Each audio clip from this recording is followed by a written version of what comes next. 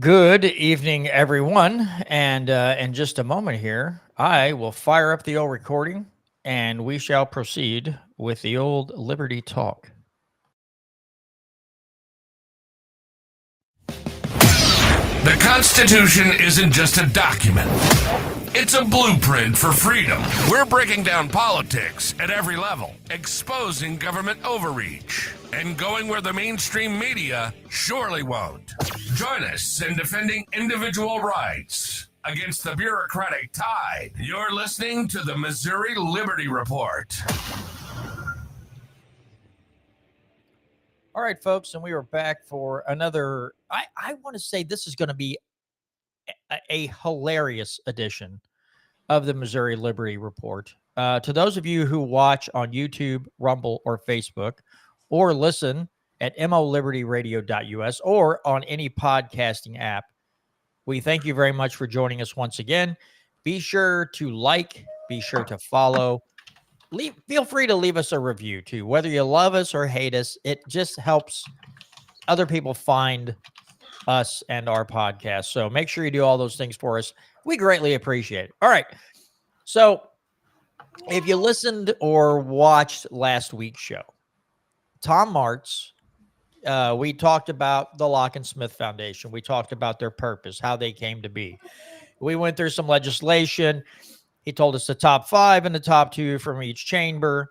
And Brandon and I have both guessed. We pretty much knew.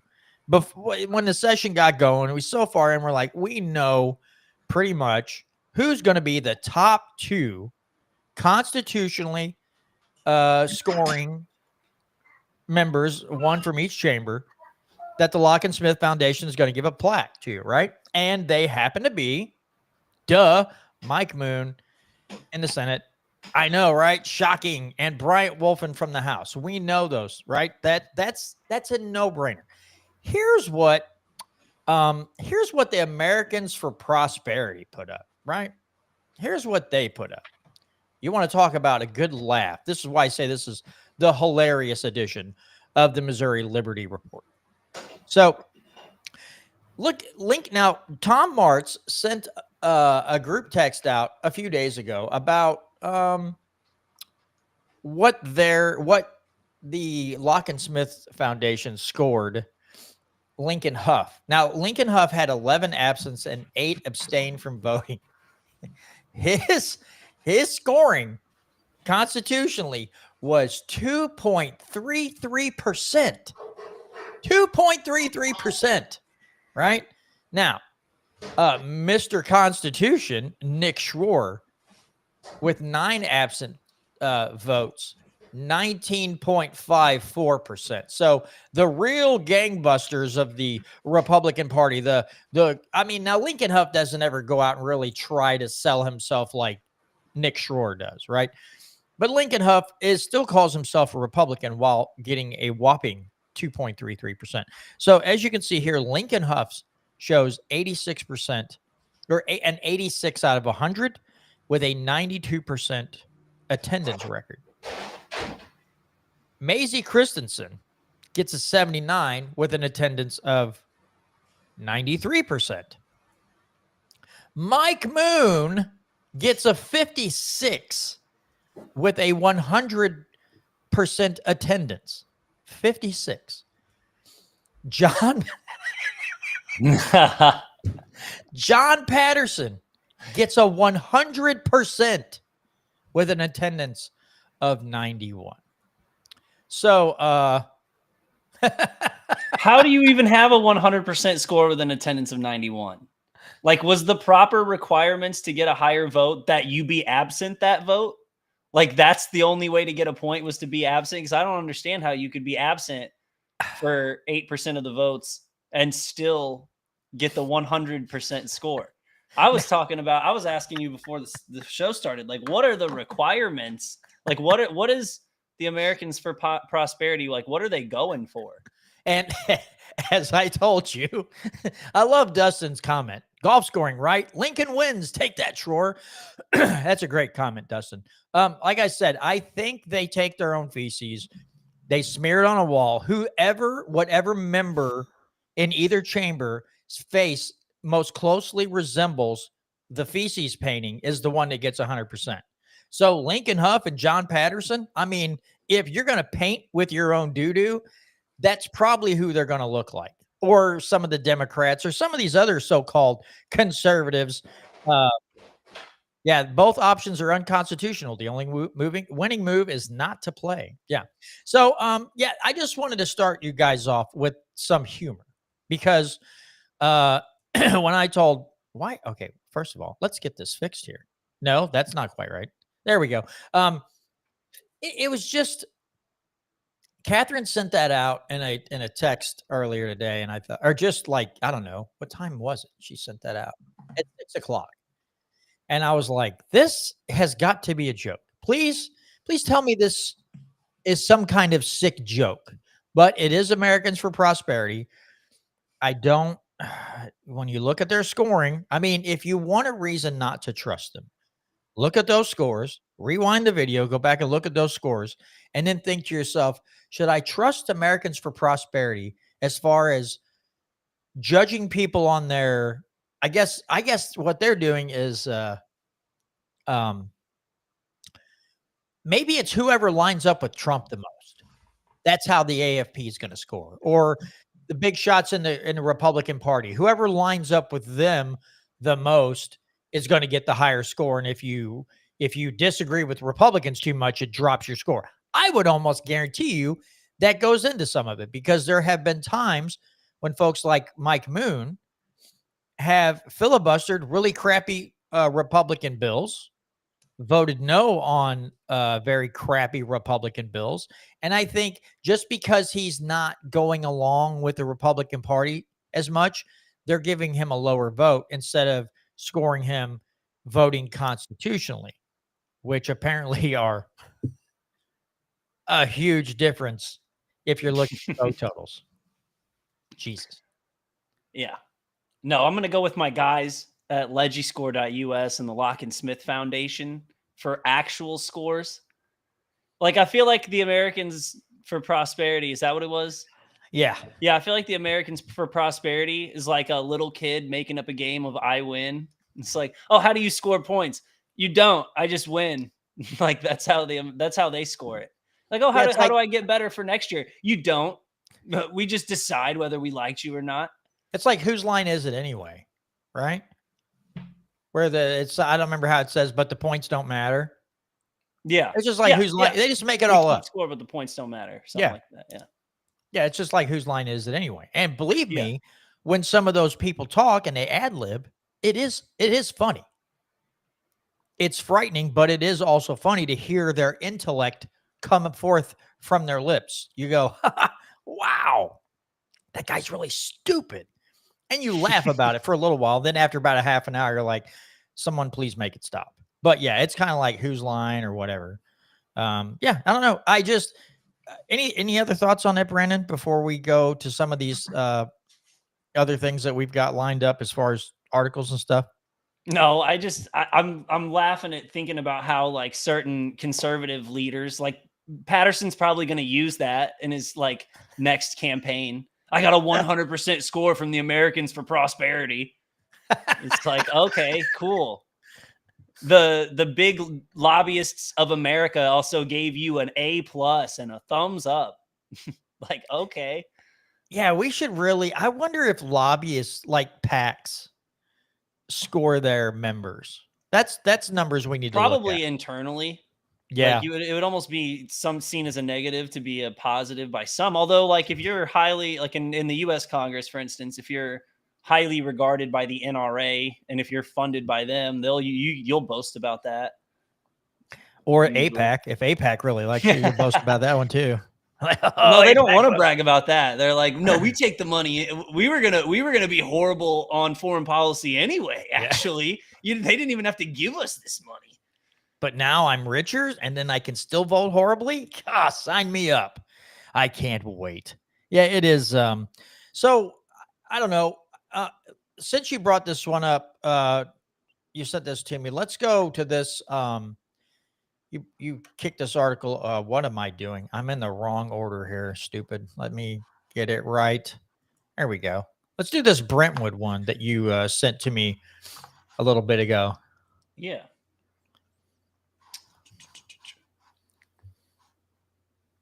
Yeah, so from what I was reading on it, I haven't got to spend too much time on it, but it seemed like a pretty important to me. Something I'm probably going to look more into. But the city of Brentwood won a lawsuit where they upheld. They're just gonna, I guess, take over a bunch of businesses. Says 77 acres lining the commercial corridor on Manchester Road between South Hanley and South Brentwood Boulevard.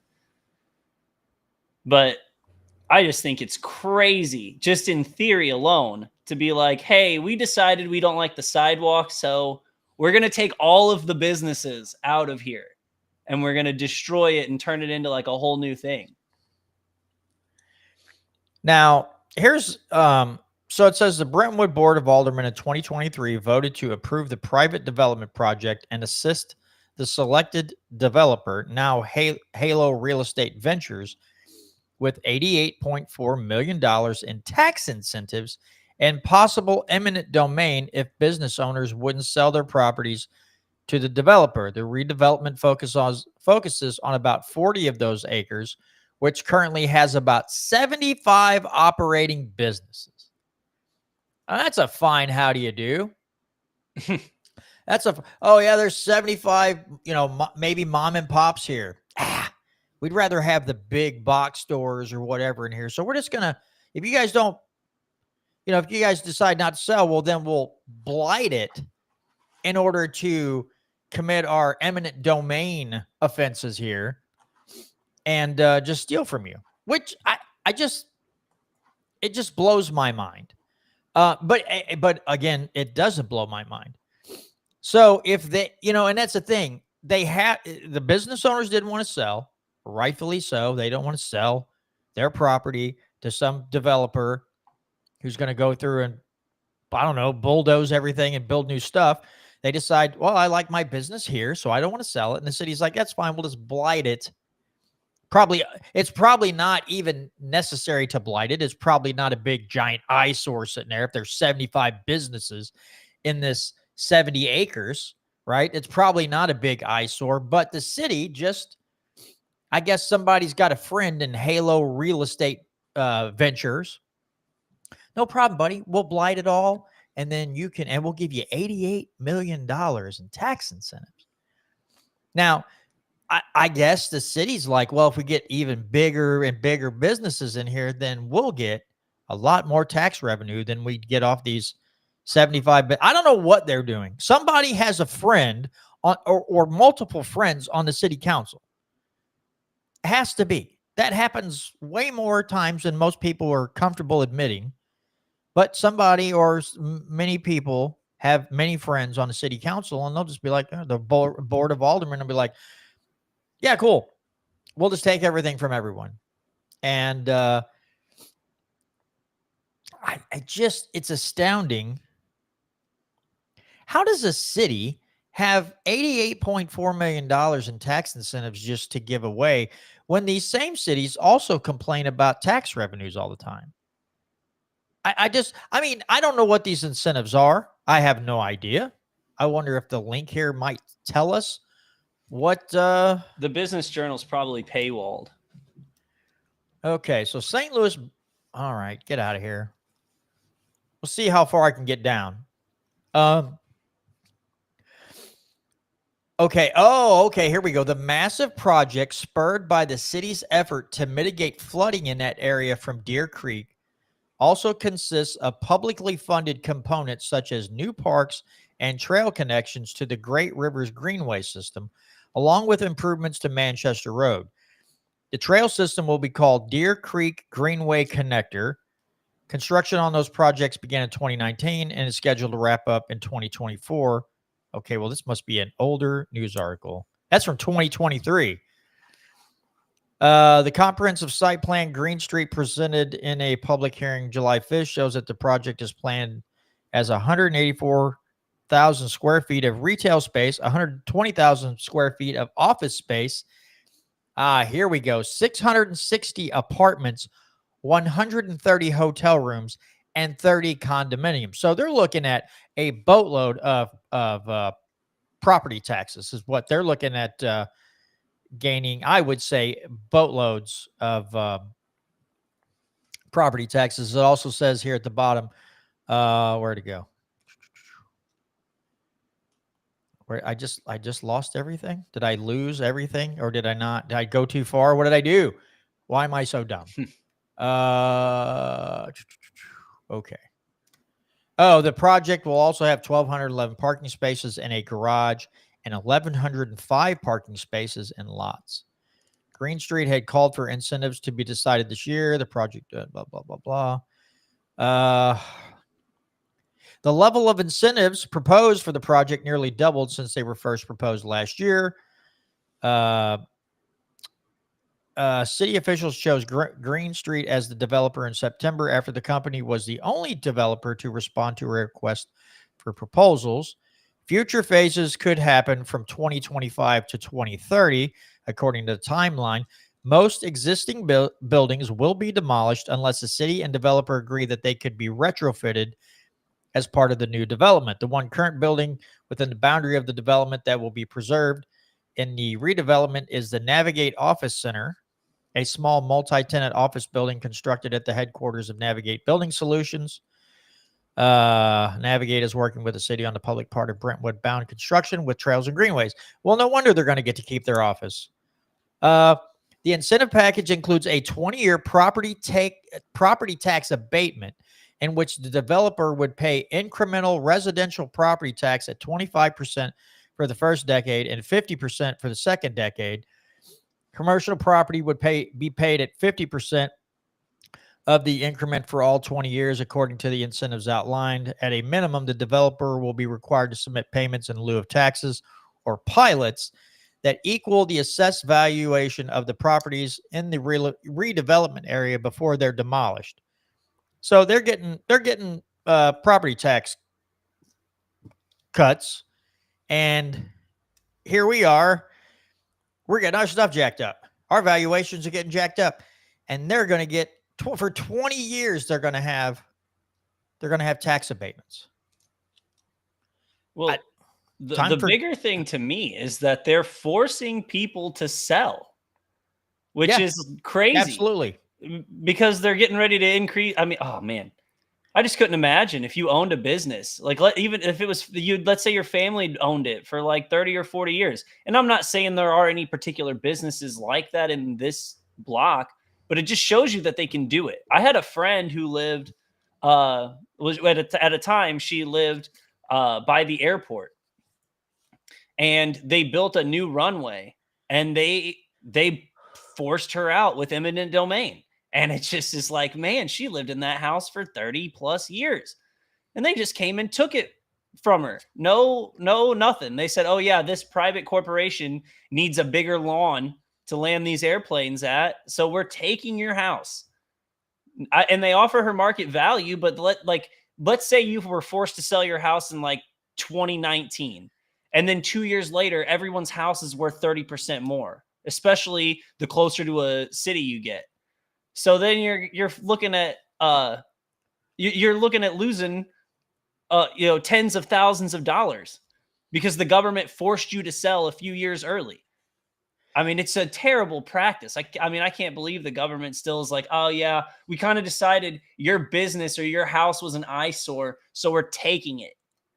Like, here's a check. Here's a check for what we're telling you it's worth. Right. That's where I was going. Have a good day. Because they're like fair market value. Well, like fair according to who? You or me? Because I guarantee it's going to be a lot more fair to the city than it will to be, whoever owns that property is going to get screwed. They're going to get held down and screwed. I would be fighting that. I want a property value. Like every time, like if they took my house with eminent domain, with blight or whatever, and I decided I would try to force them to pay me the appreciation value. So however much more I would have made selling it that year for the next year until I died. Because I was like, there's nothing to tell you that I wouldn't have lived in that house until I died. So you're going to pay me how much more I would have made every year living there. But if it goes down, never mind. Yeah. If it goes down, If I the value don't owe you decreases, money. I don't know who Yeah. I don't know who you are. I don't owe you jack squat. But if it But goes no, up, it's just so stupid. I mean, it's just such a like again, these are real world examples. Like this happens to people. The government does this to you. all the time. Okay, here's another hilarious episode, or a hilarious article that I think some of the folks that have been watching this show for a long time, they're going to find this hilarious. Let me pull this one up. You ready, folks? Former Missouri House Speaker Dean Plocher hopes to be named a judge in St. Louis County. Insert vomiting noise here. A former Speaker of the Missouri House, whose final year in office was dominated by allegations of misconduct, is trying to become a judge in St. Louis County. Dean Plocher, a Republican from Des Peres, is among the 17 applicants for the circuit judge vacancy in St. Louis County created when Thomas Albus was appointed U.S. Attorney for the Eastern District of Missouri. A judicial commission will interview the candidates, narrow the field to 3 nominees, and then submit those names to Governor Mike Kehoe for consideration. If he makes it through the process and is appointed to the job by Kehoe, it would be a return to the bench for Plocher. In 2005, he was appointed to serve as a municipal judge in the 21st Judicial Circuit in St. Louis County. He ran successfully for the House in 2015, replacing Republican John Deal after he was forced to resign for sending sexually charged text messages to a 19-year-old House intern. Plocher eventually rose to become Speaker of the Missouri House, the most powerful job in the legislature. That's because he got the most campaign donation. That's because he raised the most money for the Republican Party. During his time as Speaker, Plocher was accused of trying to steer an $800,000 software contract for the House around the standard bidding process. I remember that one. It was later revealed he had illegally sought taxpayer reimbursement from the legislature for airfare, hotels, and other travel costs already paid for by his campaign. He also faced criticism for spending $60,000 remodeling his office and turning another office into a makeshift storage room stocked with liquor, beer, wine, and soda. I remember the jokes amongst the Missouri Freedom Initiative about that. Plocher denied any wrongdoing, but the allegation sparked a months-long ethics investigation. Though it was ultimately dismissed, the Republican legislator leading the investigation said Plocher pressured potential witnesses and used his office to obstruct the inquiry. The scandals that plagued Plocher's final year in the legislature also inspired a pair of whistleblower lawsuits, one filed by former chief clerk of the House, alleged harassment and intimidation during battles with Plocher over ethics charges and hiring decisions. It was dismissed in December, though that decision has been appealed. The second, filed by a current legislative employee, alleges retaliation, threats, and abuse after reporting alleged illegal behavior and mismanagement of public resources to the Ethics Committee. The employee also alleges being pressured by a lawmaker to violate the Missouri Sunshine Law to keep public documents out of the hands of the media. That litigation is ongoing with a hearing on a motion to dismiss scheduled next month. Plocher ran unsuccessfully for Missouri Secretary of State last year, finishing third in a GOP primary. In his final weeks in the legislature, Plocher attempted to make last-minute hires, change House ethics policies, and refused to sign off on legislative pay raises. I'm okay with that. We don't need to be giving legislators a pay raise, but Plocher was quite the turd, and we so lovingly called him Plocher the Blocker, because if you had a really good constitutional bill coming through, I guess if he didn't like you, then he was sure to block your bill, or if you didn't vote in a way he thought you should vote, he would block your bill. So yeah, we called him Plocher the Blocker, and let's hope to God he doesn't become a judge, even though he was one once. Let's hope he doesn't return. I have a sinking feeling he's going to be a shoo-in because he's former Speaker of the House. Him and Kehoe were buddy-buddy, as far as I know.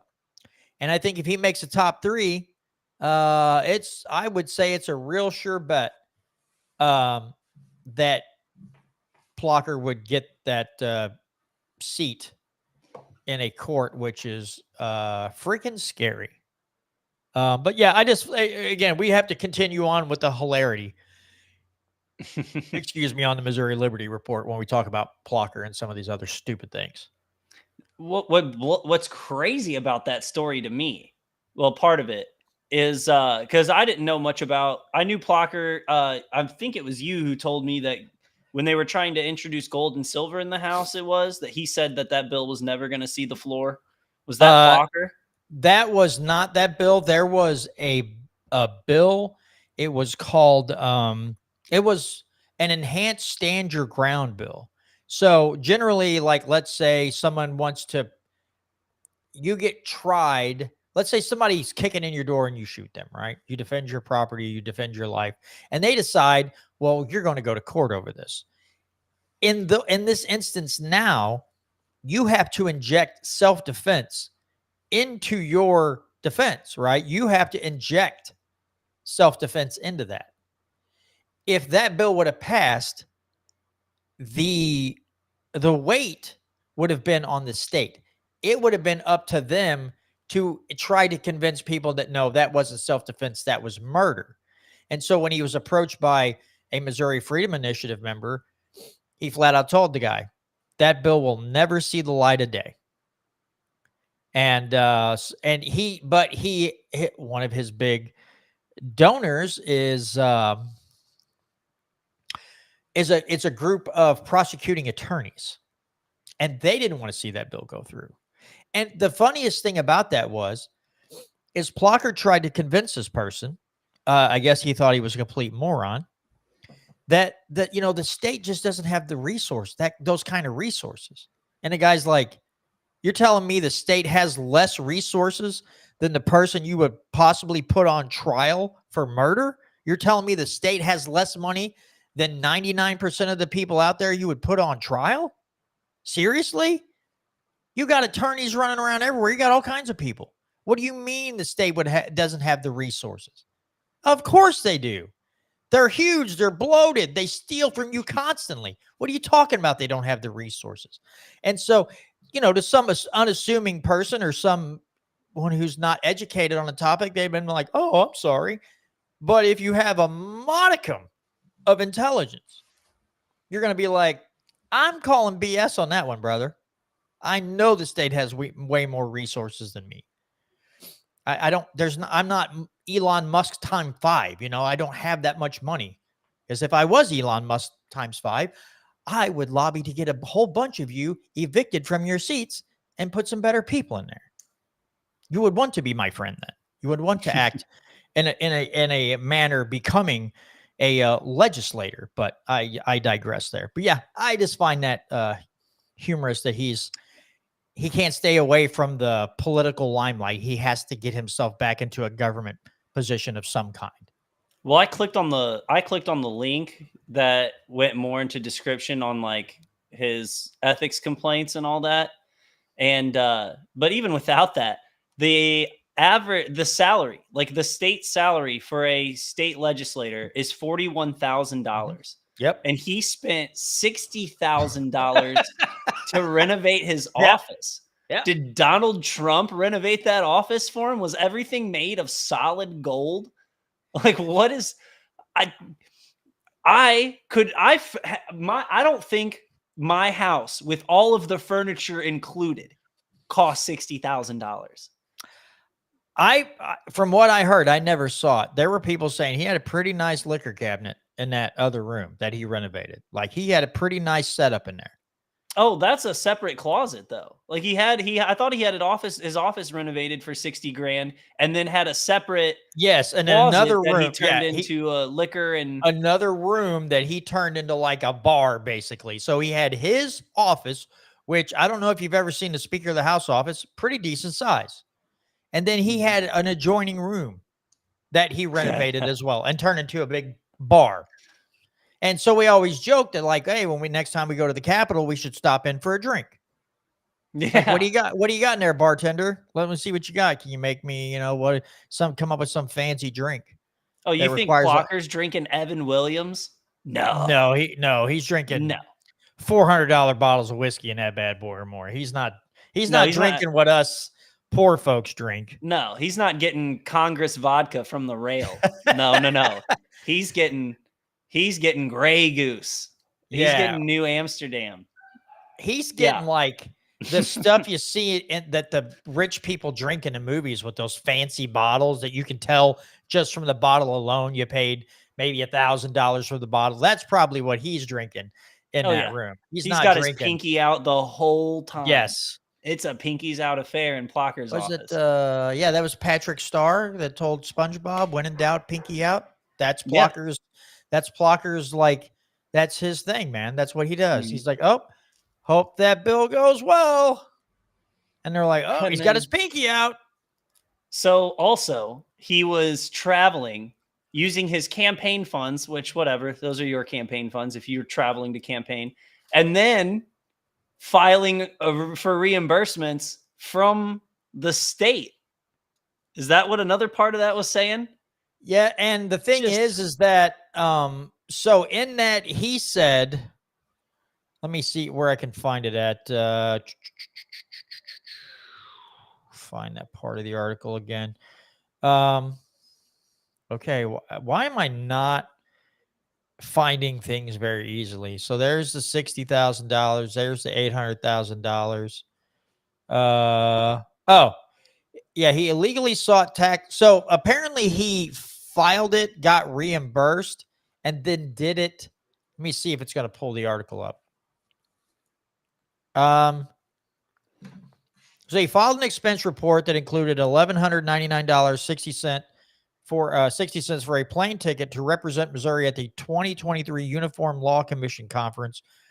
But he was informed he'd missed his window. The ticket was purchased in January and was already August, well outside the 90-day time frame laid out in House rules to file for reimbursement. Plocher pled his case in an August 11th phone call and letter to Chief Clerk of the House, Dana Miller, arguing that this was official business and he'd saved taxpayer money by buying the ticket early and getting a good deal. He filed for reimbursement, he wrote, as soon as he got back to Missouri. The House ultimately agreed to pay him the money, but as it turns out, the cost of the ticket didn't come out of Plocker's bank account. It came out of his campaign.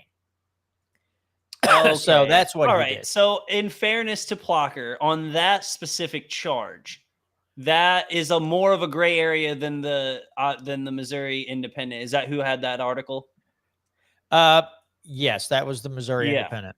Yeah. So that was a little heavy-handed by the Missouri Independent. They tend to do that, by the way. And again, we try to be fair on this show. So, in fairness, that's it's not the worst. So, but down low, let me pull this up. So I keep not sharing my screen. Let me pull this part up. Again, I don't know all the details like in their fullness. So I don't I don't have a full Hawaii. Right. Sorry, I just mean like no, you're good. On at least 9 occasions since 2018, Plocher spent campaign money on conference registration, airfare, hotels, and other travel expenses, and then sought reimbursement from the legislature. In each instance, Plocher was required to sign a sworn statement declaring that he had used personal funds to pay the expenses.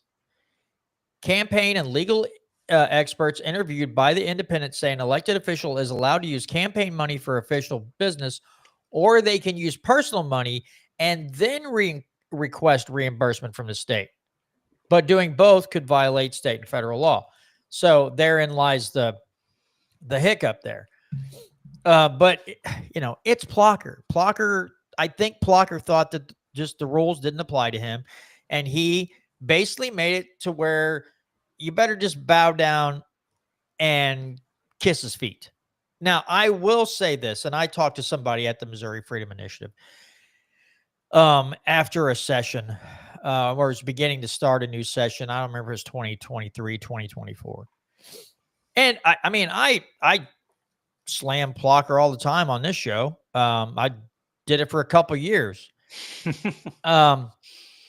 But I warned him, I was like, the Missouri Freedom Initiative would do their live stream and they would poke fun at Plocher The problem was, though, that, when they were pushing a bill, or they were trying to get a bill through, excuse me, they would go and talk to him and say, hey, we'd like to see this bill go through. And I'm pretty sure that people from the legislature that worked in Jeff City would watch that live stream. I'm sure more than one person told him, dude, that's the same people that's like smack talking. I told one of my friends, is like, you might want to warn the guy when he goes on his live stream that if he's going to go up there and try to convince this guy to push this bill through or help get the bill through, you might not want to smack talk him on your show 2 weeks prior to that. Like just it's cool to joke around, but if other people are seeing that and then they go tell Plocher, hey, these guys are the ones talking all the smack about you in a live stream, he's going to be like, well, I'm definitely not helping him out. So it's like, I get it. He's an easy target because he's a big jerk. And, and that's one thing. That's one of the reasons that I stopped going, and for the most part, and going out and hanging out. It's not that I didn't like the people. I love walking around with those people, but I was also coming on the show and I was talking smack, and I thought, it wouldn't be real great if I was doing that and I showed up and I tried to work a bill and they're like, dude, you've been talking smack about all of us. What are you doing? Now you want us to help you with a bill? So I was like, and then I just stepped away and said, I want to be more principled on my show. If I talk smack on someone, I'm not going to turn around and go up there and be like, hey, buddy, what's up? And ask him for a fist bump. He's going to give me a fist bump, possibly in the nose, for talking all that smack. So I'm like, I got to step away. I'll just focus on the show. I may go up there and visit the Capitol and talk to some reps or senators. But as far as working legislation and then coming on here and talking smack, is like, that's not a good way to do this. I'm definitely not going to make any allies doing that. So I just decided kind of to step away. But I did meet some really cool people. I had a lot of fun hanging out with several of them. And it was a great experience. But yeah, and I was like, I am just being so almost hypocritical. I was like, I gotta stop. I gotta back away from this. But yeah, it was great. I still go up with Gary Ridenour once in a while. He and I will hang out there. We've done that a couple times. We'll meet at the Capitol and just walk the halls. Last time I went up there, I interviewed Mike Moon and Bryant Wolfen. And Gary was my cameraman. He held the phone while I did the interview, so I greatly appreciated that. And then we hung out for a while after that. And I think we might have, I don't remember if we watched anything from the galleries in the Senate or the House. I don't remember if we did that day, but it was cool. It's an interesting place. It's interesting to walk around and see all the suits and ties that aren't representatives. You're like, uh-oh, there goes probably a lobbyist again. You'll see a lot of those folks hanging around. And then if you go into the Senate Pro Tem, Senate President, the Speaker of the House, floor majority, oh, you'll see suits and ties all in those offices all the time. You walk in there, it's not people like that were dressed like us, that were like casual business. It was strictly business. Lots of suits and ties, lots of nice dresses. And it's like, yeah, we're going to be last on the list of people they want to talk to. So you get that feeling real quick. But it's pretty cool. No, I hope they're listening. If you have a problem with something that I'm saying, come on and correct the record. I don't care. I'll admit it right here in front of all the audience. I say stupid things sometimes.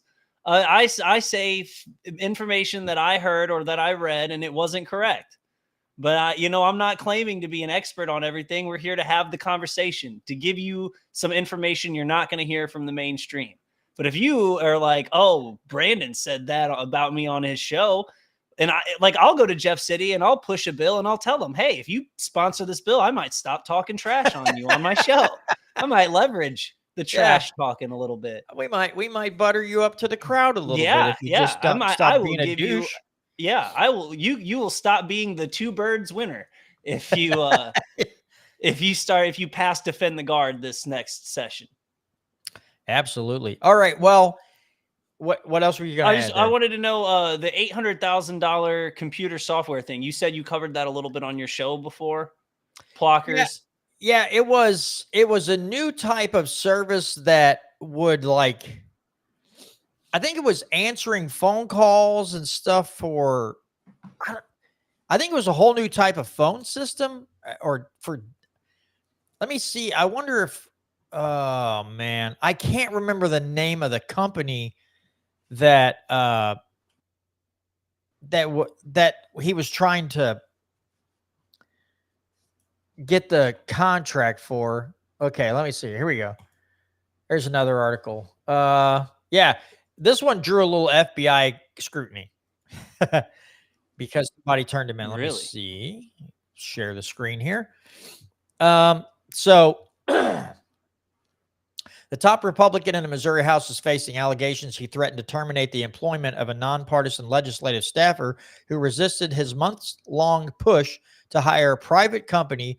Oh, it was a constituent management information software. Let's see. She wrote that Plocher made statements to her connecting this contract with campaign activity, suggesting the speaker's motivation was his 2024 campaign for lieutenant governor, and expressed she had growing concerns of unethical and perhaps unlawful conduct. Miller wasn't the only legislative staffer expressing concerns. In another message obtained through the Sunshine Law, a House employee complained that the pressure for the contract was insanely inappropriate and would lead to more bad behavior if Plocher got his way. In a statement to the Independent, Plocher insists that every action he took while pushing for the House to consider contracting with a private company was open and transparent in the interest of good government and delivering efficient services to Missourians. No one has asked, received, nor will receive any special treatment in regard to software contracts or any contracts while I am Speaker. In the short term, the issue is dead as a legislative committee voted last week to stick with the free in-house constituent management program already in use. Yeah, he wanted to award this company $800,000. And I'm trying to remember, I don't remember if they put the name. Oh, yeah. Fireside. That's what it was. A Washington, D.C. Yeah, that was the other problem people had. This was a Washington, D.C. based company. Promised to provide a web-based program to replace the system at a cost of nearly $400,000 a year. The company, a subsidiary of the California-based Fiscal Note, has contracted with more than 100 members of Congress, including half of Missouri's delegation, along with state legislatures and local governments around the country. The fear was this business was going to get a hold of constituents' names, all the way across Missouri and have phone numbers and addresses possibly. Who knows what they were going to have. People didn't like an outside party, especially out of D.C., with handling that information. It made them uncomfortable.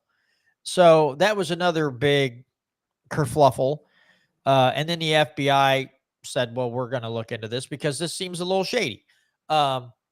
Nothing ever came of it, but we also were joking about Plocher being, interviewed by the FBI. It was kind of like a big wet dream for a bunch of us because we thought this is freaking awesome right here. That one of the shadiest characters in Jeff City being investigated by the FBI is pretty freaking awesome.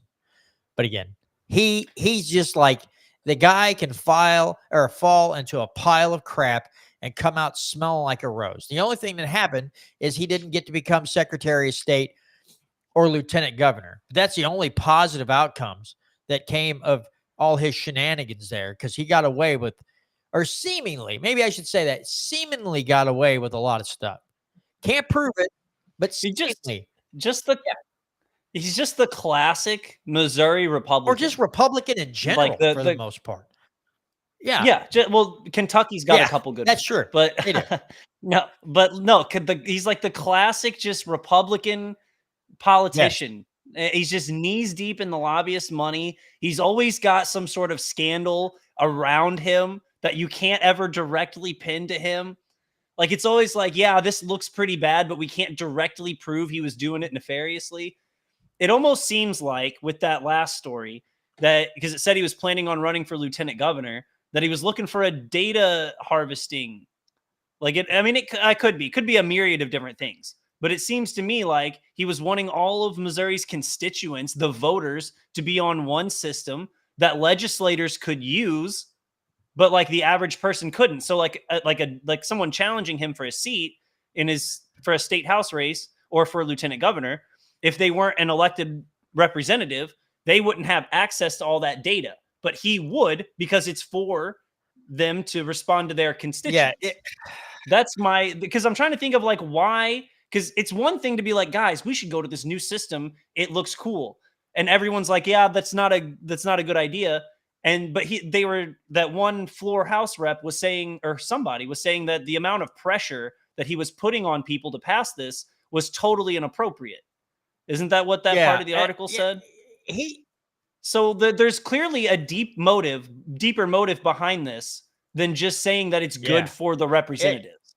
And so the only thing I could think is that if he wasn't making a personal piece of money off this, if there wasn't some sort of like a subsidiary of that company was donating to his campaign, like if there's nothing like that, then it seems like this would just be a good way for basically all of the incumbents to have more data than their challenge. I'm thinking that he just needed a big, he was going to run for lieutenant governor. I think he was looking for a nice, big, fat campaign contribution in order to get it, to do everything he needed to do to campaign for lieutenant governor. I think that's what he wanted. He wanted a nice, big kickback.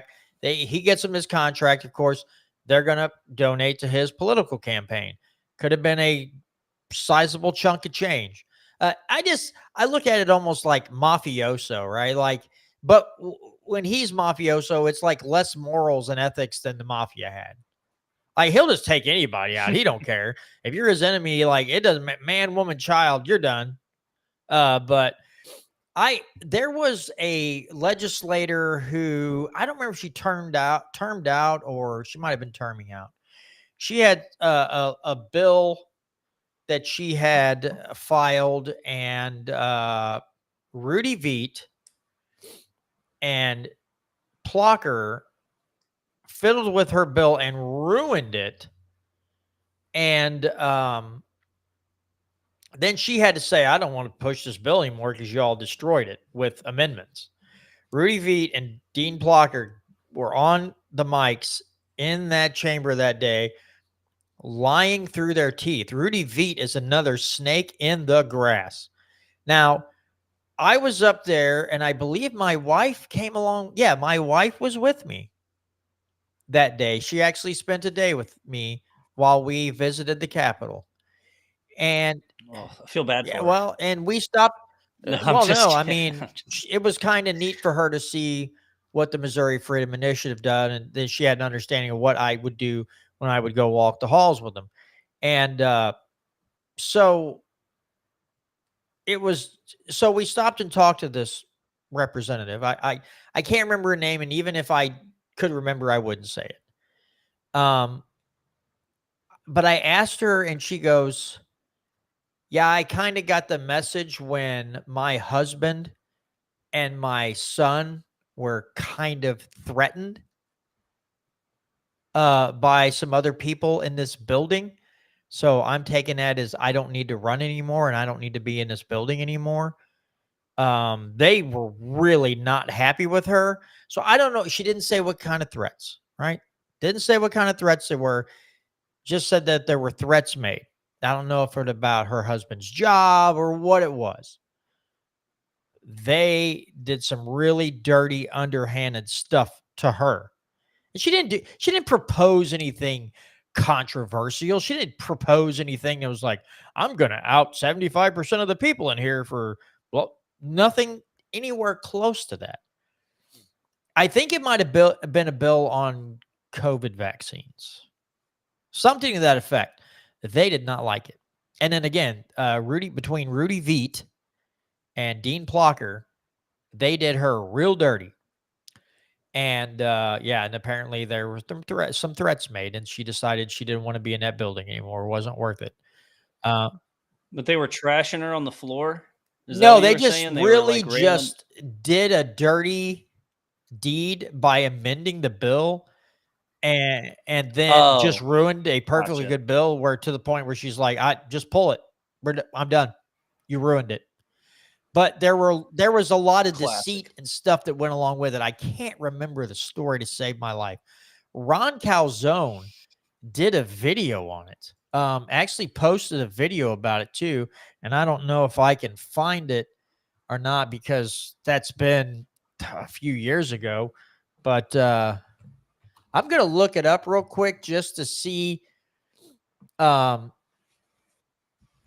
that's not. Yeah, that's not what I was looking for. I just put in Missouri first and got a bunch of other weirdness. There's Ron Calzone testifies. But yeah, I don't know if I'd ever find that that video of him. But he made a video like, hey, you want to see some really crazy crap that's going on right now? And he did a whole thing on it. I know Patrick Holland played it on one of his live streams one time. But yeah, this is 4 and 5 years ago, and I'm still not finding it. Dang, I kind of wish I could just to play the first couple minutes of it.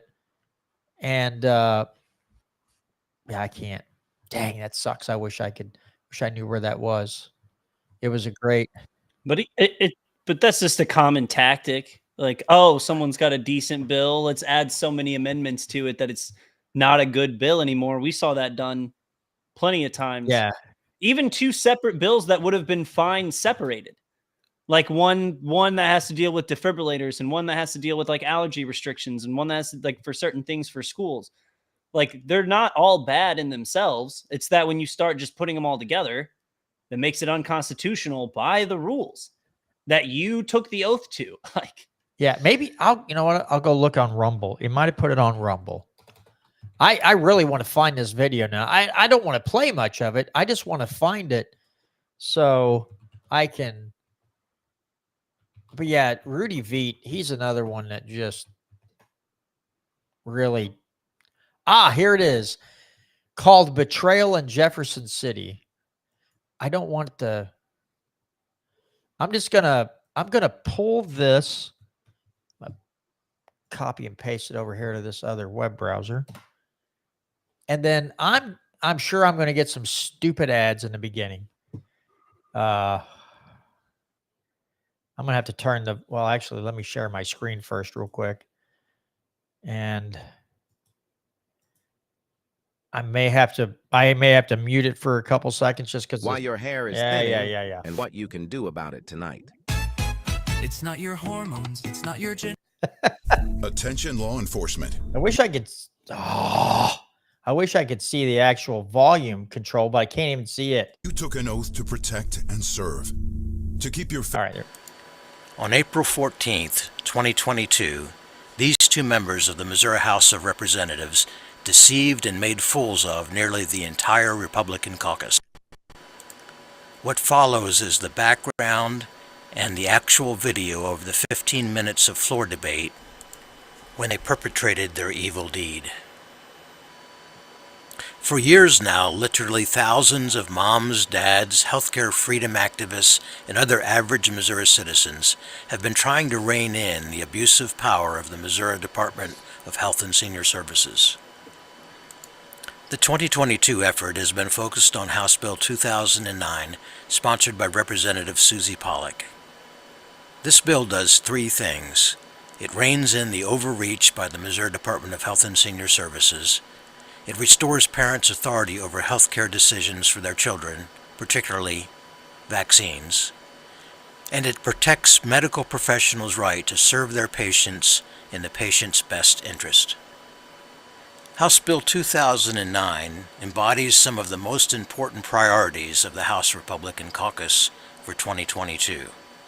Over 45 Republican representatives have co-sponsored House Bill 2009, more than any other bill this session. You would think by now this bill would have already been passed out of the House and sent to the Senate. It hasn't, though. It's been stalled by Majority Floor Leader Dean Plocher.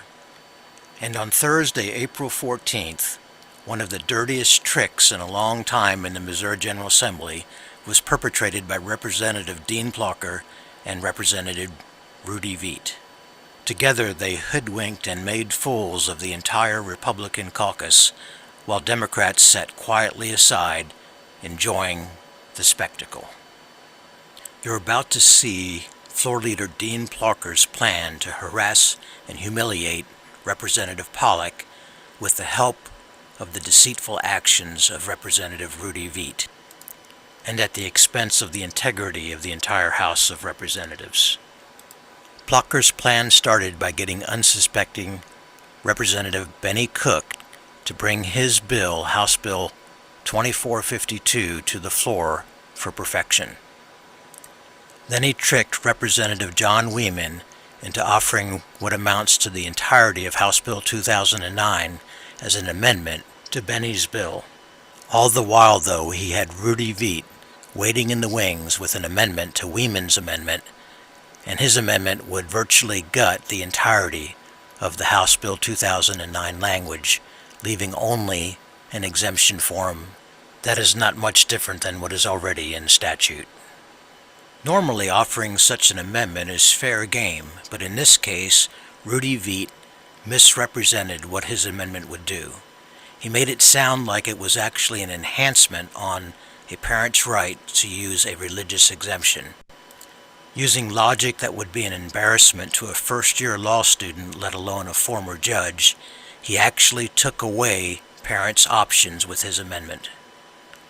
What's worse, he didn't reveal the fact that his complex amendment actually removed the vast majority of the bill, leaving only the exemption form. Even when questioned by Weeman, Rudy Veit didn't admit that his amendment was going to remove virtually all of Weeman's language. Among the first things a new legislator is told is that his word is his most important asset. It is his sacred trust. Veit betrayed that sacred trust, and not just to John Weeman, but to the entire General Assembly. On that same order of business, I ask that you recognize the gentleman from Texas on a motion for House Committee Substitute to House Bill 2452. Gentleman from Texas. Thank you, Mr. Speaker. I move that House Committee Substitute for House Bill 2452 be perfected and printed. The gentleman from Texas has moved for the perfection and printing of House Bill 2452. Gentleman from Texas. Thank you, Mr. Speaker. I move that House Committee Substitute for House Bill 2452 be adopted. The gentleman from Texas has moved for the adoption of House Committee Substitute for House Bill 2452. Gentleman from Texas.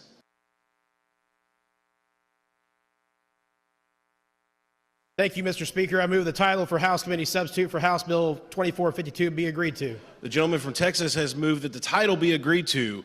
Gentleman from St. Charles. Mr. Speaker, I have a titling amendment ending in .07H. It has been distributed, and I move for its adoption.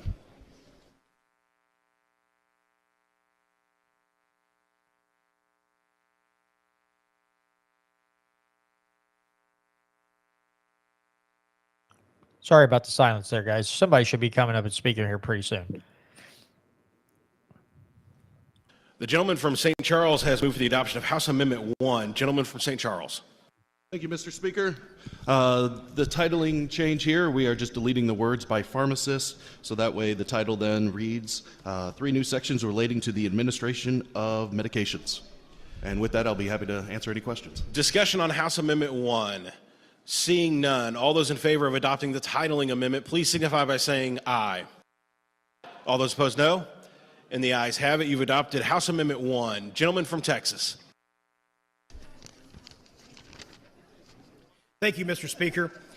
This is House Bill 2452. Currently in the state of Missouri, pharmacists are allowed to administer vaccines, but this can only be done with a protocol from a physician. While current statute does not dictate that pharmacists may immunize without a protocol, emergency situations have proven that a pharmacist is more than capable of administering vaccines. Under the former emergency order we had, pharmacists were allowed to immunize under the emergency order. This piece of legislation reduces This piece of legislation reduces regulations and gives patients greater access to health care. This piece of legislation has went through emergent issues and passed out 12-0, and through rules and it passed out 12-0. With that, I'll take any questions.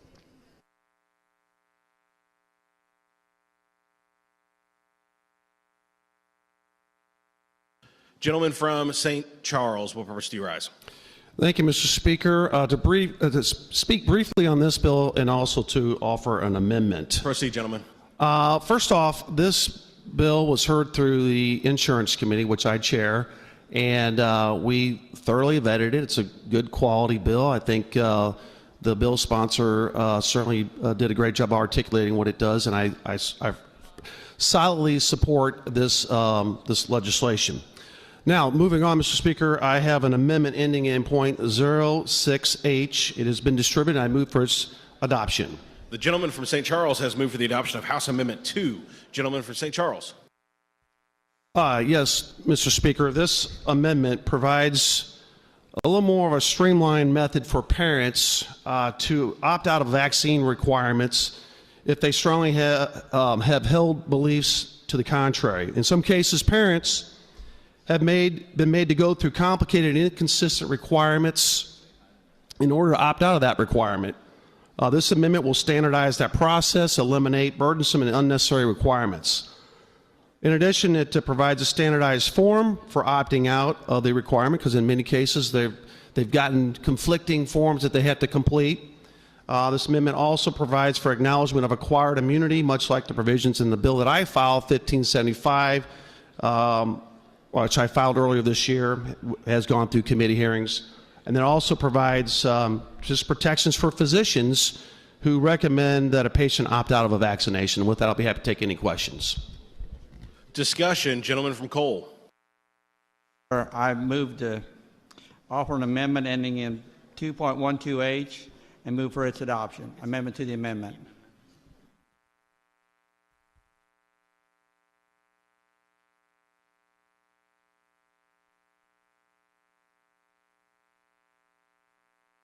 The gentleman from At Colby, we do things differently. We lead with clear vision. Cole has moved for the adoption of House Amendment 1 to House Amendment 2. Gentleman from Cole. There's a scumbag. We presently have a statute on the books which requires that certain vaccines that children have for protection of the children and for protection of all of us and to address pandemics. But in that statute, we also have a provision that protects the religious freedom of people to file an exemption. The problems we have today that has been brought to my attention is that there are schools that are not honoring that exemption. They're making it hard for parents to get that exemption, creates confusion, and they're denying people the easy opportunity to exercise their religious exemption. My amendment gets straight to the point, and basically it sets up that every school board has to have on its website the terminology that we put. It determines which vaccines they want to be exempt from. It gives them a clear, defined right to do that, and there won't be any objection. There was some discussion in the original one whether or not we had conscientious objection. That is not in my bill, and that's for a reason.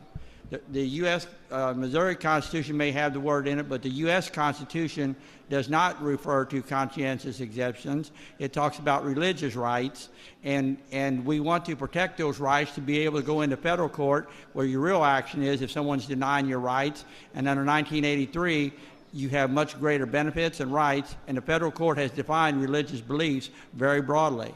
So while some discussion about whether or not conscientious objection should be in there, if we leave it in there, it's taken away easy access if your rights are being denied when you went to the school, gave them the form, and said, here it is, and they refused to honor it. So my amendment, one, it clarifies what needs to be done. It's not taking the shotgun approach through the whole bill. It's a scaffold. The problem I've been told is schools are not honoring our religious exemption. And by putting and narrowing it to religious exemptions, we are guaranteed the right to be able to use the federal rights and benefits of 1983 and the U.S. Constitution, which refers to religious freedom. So this bill, I think, will make schools and understand the consequences if they don't, and sets a clear path for those who want to claim religious exemptions. And the other part of it does is you may want your child to have one vaccine and not the other one. So the provision it has in there clearly delineates which ones you have a religious objection to. So this amendment, I think, clarifies what the problem is, gets to the point, and offers more remedies than what the existing law does. Thank you. Discussion on House Amendment 1 to House Amendment 2. Gentleman from St. Charles. To inquire the amendment to the amendment maker. Gentleman from Cole, do you yield? Yes. Proceed, gentlemen. Okay, so just real quickly, I want to clarify some things. So your amendment is not taking out the existing requirements that we have right now for children to get the basic immunizations that are required right now. No, I believe those existing requirements are, from a society standpoint, good. And I had many doctors and nurses in my office even today and this week talking about it. But we also have to recognize people's religious freedoms. And this is a balancing act of doing both, that it relieves in existence those there, but if you have a religious objection to it, you can exercise it. And more importantly, if they interfere with your exercising that right, they now have a federal cause of action and a state cause of action. And I think the schools, once they know it's clear they'll quit playing games with those that don't want to enforce it. So you're striking out a portion of this bill that specifically talks about religious and conscientious objections. So where is it still allowing them to request for that exemption? I mean, the form you're keeping the form in there, I guess. I left in the bill the religious exemption. The only word I took out was conscientious. Religious is okay, still so in you took there. out the conscientious portion. I just took out the word conscientious because, one, that just creates another gray area.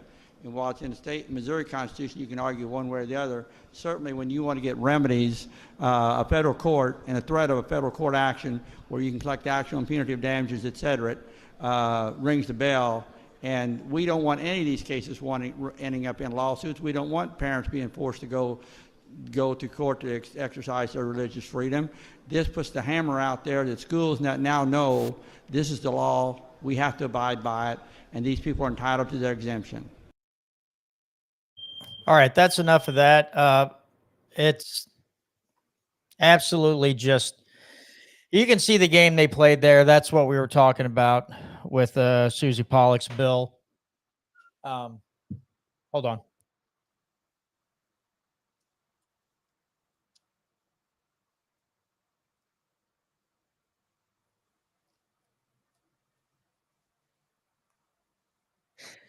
Someone bought a new Blackstone and they were seasoning it in the house, and it set our fancy dancy smoke alarm. I'm glad I had my mic muted because we got this system. I don't remember the company we bought it from. It is not cheap. It is an amazing carbon monoxide detectors, heat sensors, and smoke detectors. And when it goes off, if I lived a little bit closer to the cemetery, there would be dead people coming up out of the ground. That's how loud it is. I'm just glad that my mic was muted when that thing starts going off. Anyway, Rudy Veet makes my head hurt. That's why I typed that in the comments and then Tom says, all those people make my head hurt since they believe their laws are superior to my rights. Amen. But yeah, I couldn't remember. It'd been so long since I watched the video, and I apologize on how unprofessional all the ads sound when you go back. If you're listening to the audio later, I apologize for that. I didn't think on Rumble, I didn't think an ad was going to pop up right in the middle of the video. That's just a little, folks, for those of you who may not know, that's just a little taste of what goes on in that building. A whole lot of days, a lot more than people would ever want to come to grips with. Again, we always like to talk about how corrupt Washington, D.C. is, but those schmucks up there in Jeff City can be just as corrupt. as your lawmakers and politicians in Washington, D.C. All right, so enough of that. That was a nice history, though. It was a good learning experience. But yeah, just Yeah. real quick, two quick things. I love how basically Rudy just makes the argument that only religious people are allowed to be against vaccines.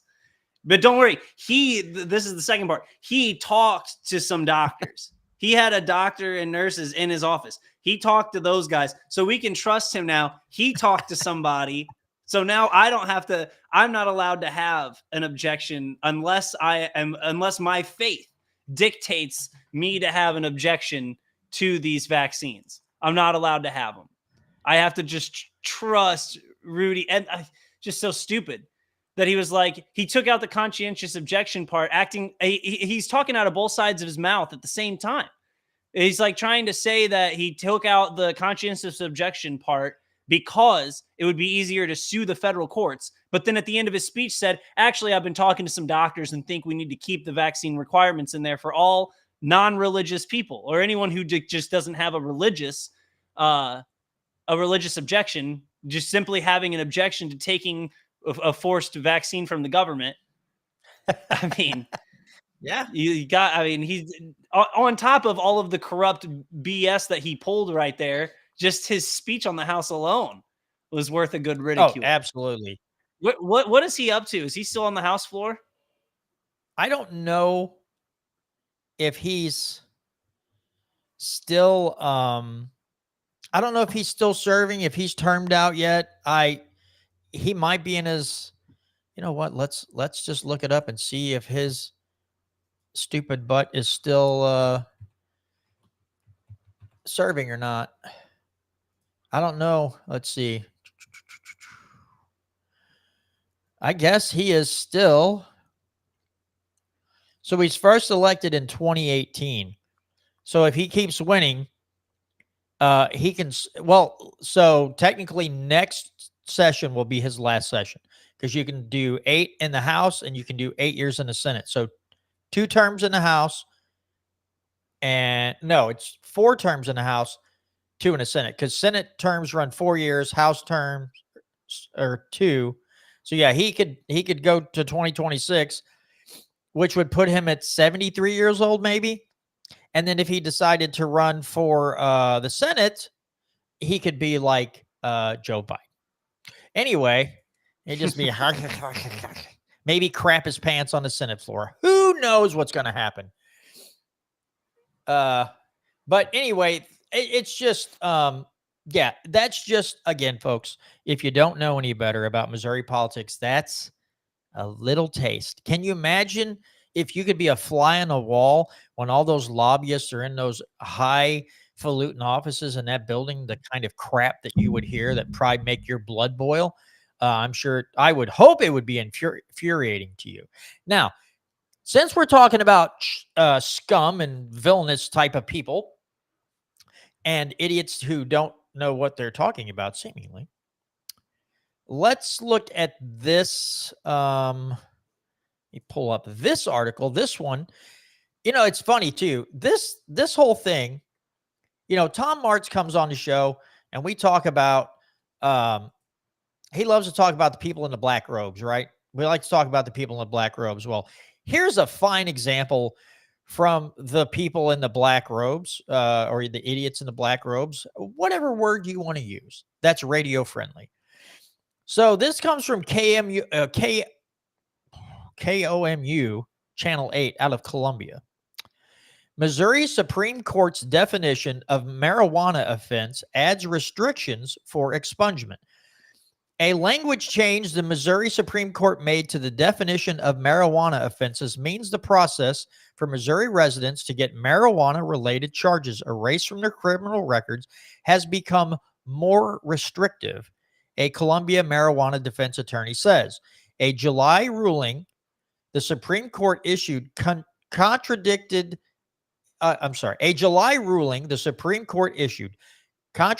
the language of Article 14, Section 2 of the Missouri Constitution, which Missouri voters passed in November 2022 through Amendment 2. The part of the Constitution directs Missouri Circuit Courts to order expungement of criminal records for Class A to D marijuana felonies involving more than 3 pounds. The new definition of marijuana offenses, the Supreme Court wrote in the July decision, limits marijuana offenses to those involving 3 ounces or less. Columbia defense attorney Dan Vietz, which at least his last name is not Viet.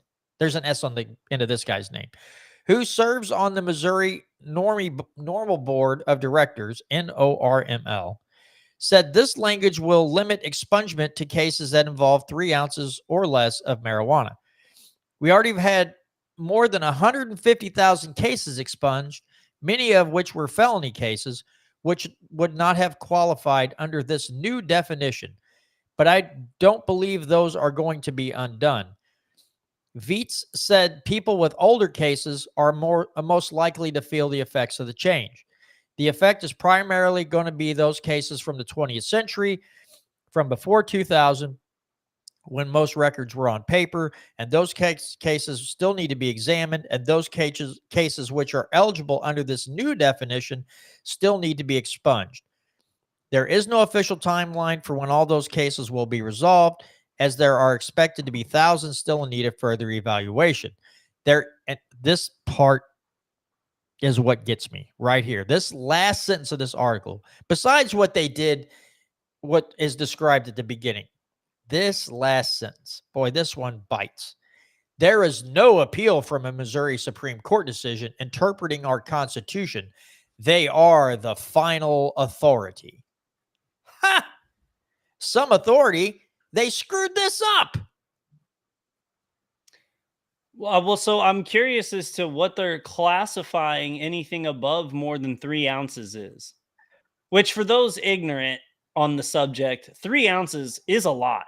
Like, I mean, I'm sure there are people who smoke a ton, but like, I couldn't reasonably expect a person to be consuming 3 ounces for personal use at a time. So my only thing is, are those technically anything above 3 ounces technically considered distribution? I see. That's the thing. They don't elaborate in this article. And you know, I'm of the mindset, I don't care if it's 3 pounds or 3 ounces.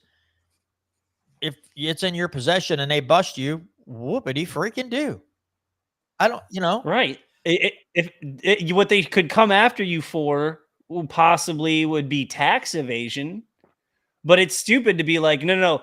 Now that we've all decided you can buy as much as you want at one time, we're still charging the people with more than you should. It's like, you can have some, but not a ton. You're not allowed to just possess a ton. You know, like, what if you just had a good deal? What if they just had a good deal going on? So you bought 4, you were just saving them. Yeah, for a you're while. just saving for a rainy day. And folks, you want another example of why you should not put something like this in the Missouri Constitution. Well, here's another reason why you shouldn't amend the Constitution for marijuana. It's dumb. Now, I have to say, there was a push by, you know, the big marijuana outfits, right? There was also a push from the people because our state legislature was too spineless to just write statutes on it and just be done with it and just say, we're making it legal now, right? Boom. No, because we had a lot of spineless people who didn't want to do that, who don't want to do anything about the war on drugs. Not all of them, but the majority don't want to do anything about the war on drugs and some of the horrible laws. The big money outfits came in and said, we'll be your savior. And now I did not know. I just knew there were expungements.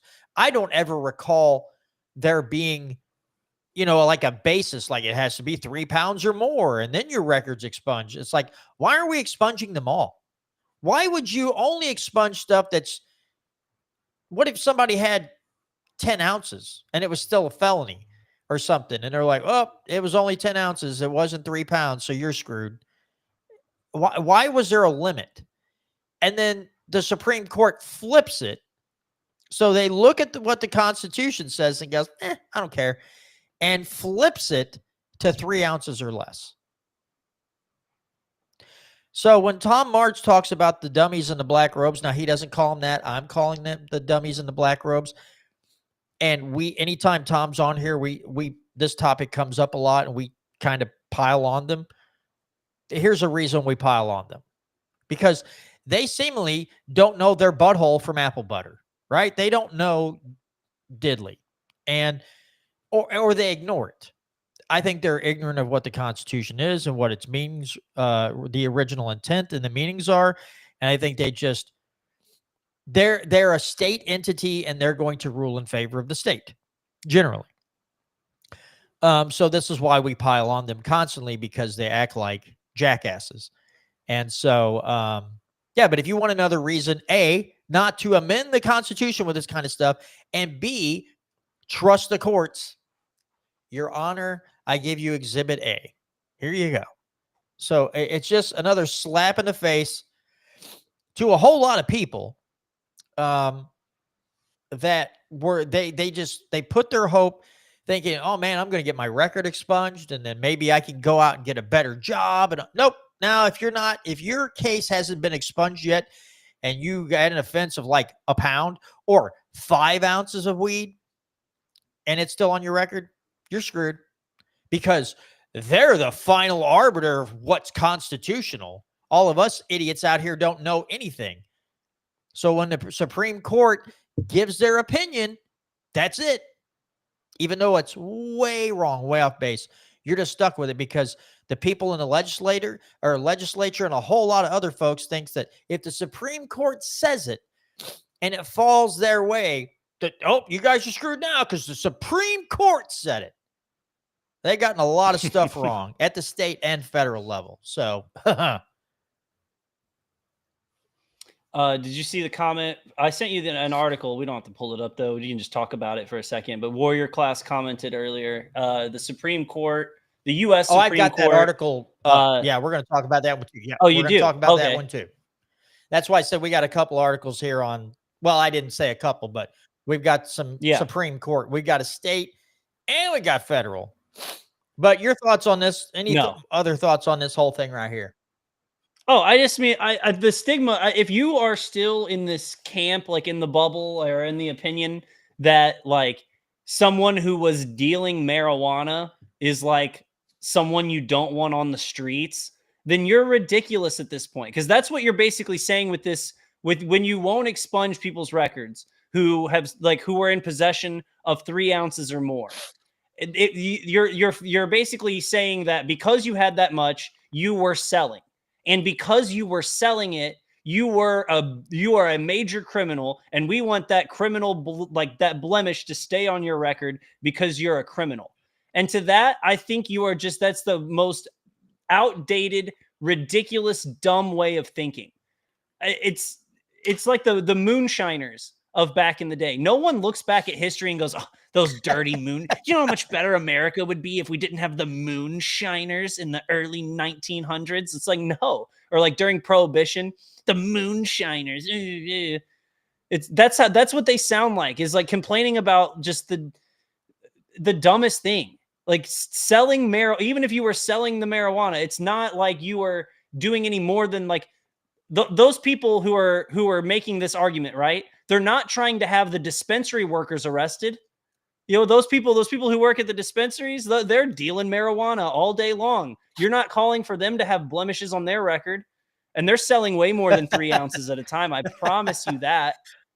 And so I don't know. That's my last thought on it, is that if you're still in that way of thinking, like, oh, they're criminals, join the times. It's 2025. We'll see you. I remember my first show that I ever did, Re-Education Radio.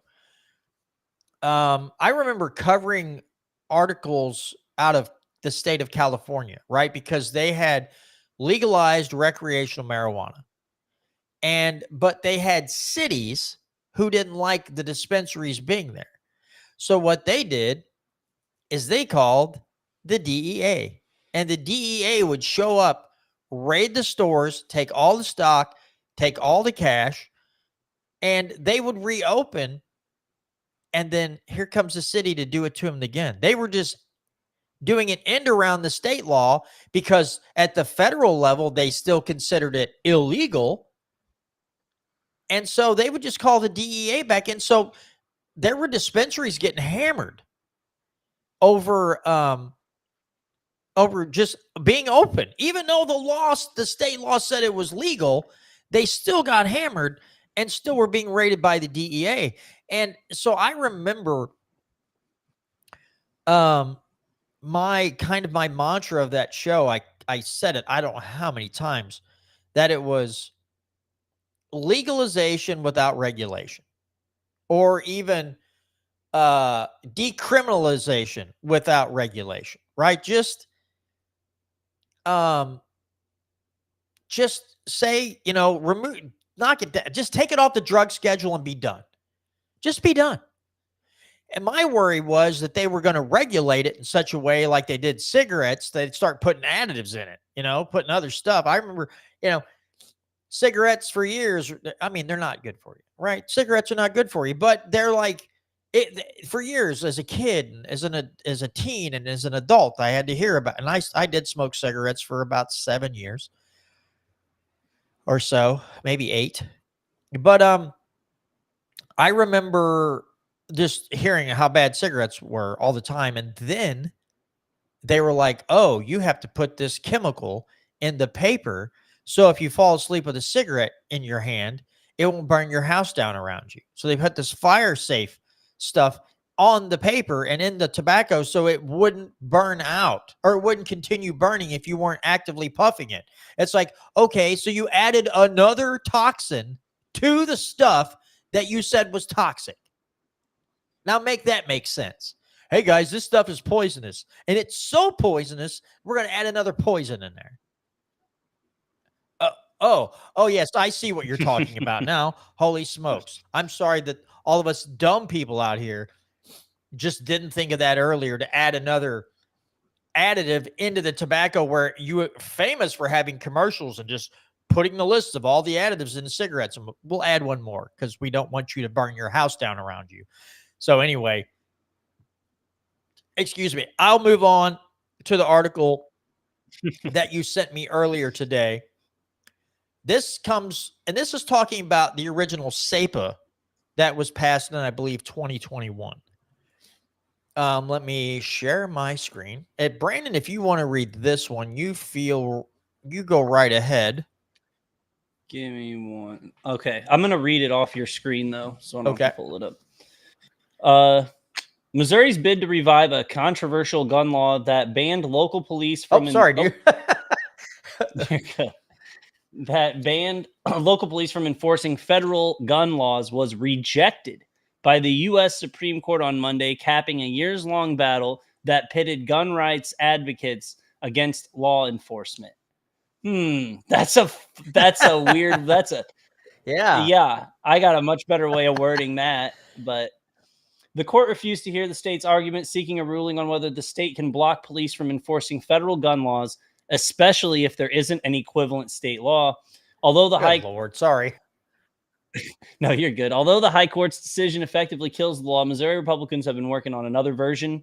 The measure, which was championed by the state's Republican majority, imposed $50,000 fines for officers who knowingly enforced those federal laws, which include possession of firearms by some domestic violence offenders and weapons registration and tracking. Local governments, including Kansas City and St. Louis, have fought the law since it was signed by then Governor Mike Parson, a Republican, at a Kansas City gun shop in June 2021, dubbed the Second Amendment Preservation Act. It was also criticized by the U.S. Justice Department, which argued the law was causing a significant harm to law enforcement and public safety. I mean, how the wording on this article is just driving me so crazy. The way they're like, yeah, they may as well have just said gun nuts against the government. Like, this was against gun nuts versus law enforcement. Yeah.